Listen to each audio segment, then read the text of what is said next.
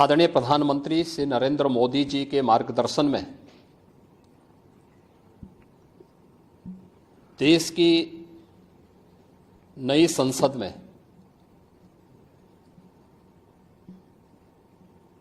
माननीय वित्त मंत्री जी ने देश का आम बजट प्रस्तुत किया है। यह बजट सर्वस्पर्शी, सर्वसमावेशी, विकासोन्मुख 140 करोड़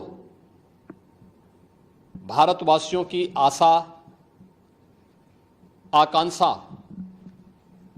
और अमृत काल के संकल्पों को पूरा करने वाला सिद्ध होगा।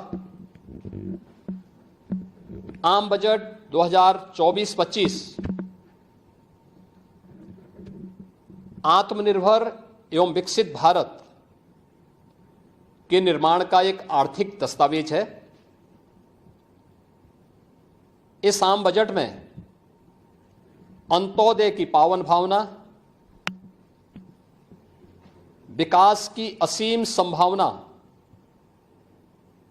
और नवोन्मेष की नवदृष्टि है। इस आम बजट में अन्नदाता किसानों की समृद्धि के लिए 1,52,000 करोड़ रुपए, कृषि और सहायक सेक्टर के लिए, महिला सशक्तिकरण के लिए 3 लाख करोड़ रुपए से अधिक का प्रावधान किया गया है।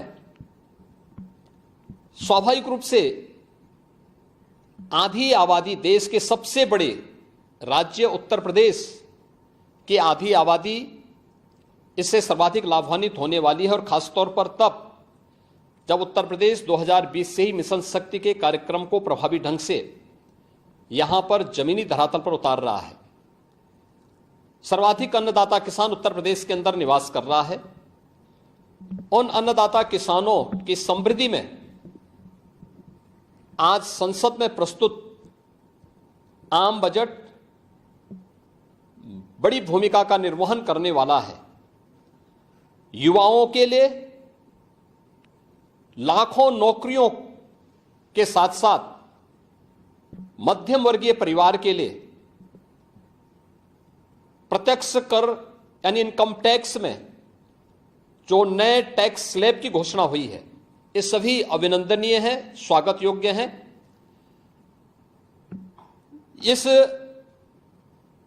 पूरे बजट को अगर मैं कह सकता हूं कि यह बजट भारत को $5 ट्रिलियन की इकोनॉमी में बदलने के संकल्प के साथ ही दुनिया के ग्रोथ इंजन के रूप में भारत की भूमिका को और विकसित भारत की संकल्पना को साकार करने का एक आर्थिक दस्तावेज के रूप में यह देश की संसद में प्रस्तुत किया गया है। इस 140 करोड़ जनता जनार्दन के लिए समर्पित, उनकी आशा, उनकी आकांक्षा और अमृत काल के संकल्पों को पूरा करने वाले इस बजट के लिए मैं आदरणीय प्रधानमंत्री जी के प्रति आभार व्यक्त करता हूं। माननीय केंद्रीय वित्त मंत्री माननीय श्रीमती निर्मला सीतारमण जी को और उनकी पूरी टीम का मैं अभिनंदन करता हूं। मध्यम वर्ग को राहत देने के लिए इस आम बजट में जो उपाय किए गए उसको लेकर क्या कहना चाहिए? देखिए, मध्यम वर्गीय परिवार में टैक्स के बारे में सबसे बड़ी छूट आज उपलब्ध हुई है, और ये लंबे वर्ष समय से ये मांग चली आ रही थी। 3 लाख तक के प्रत्यक्ष कर यानी इनकम टैक्स में कोई भी टैक्स नहीं लगेगा। इसके साथ साथ अन्य जो स्लैब भी दिए गए हैं वे काफी राहत भरे हैं।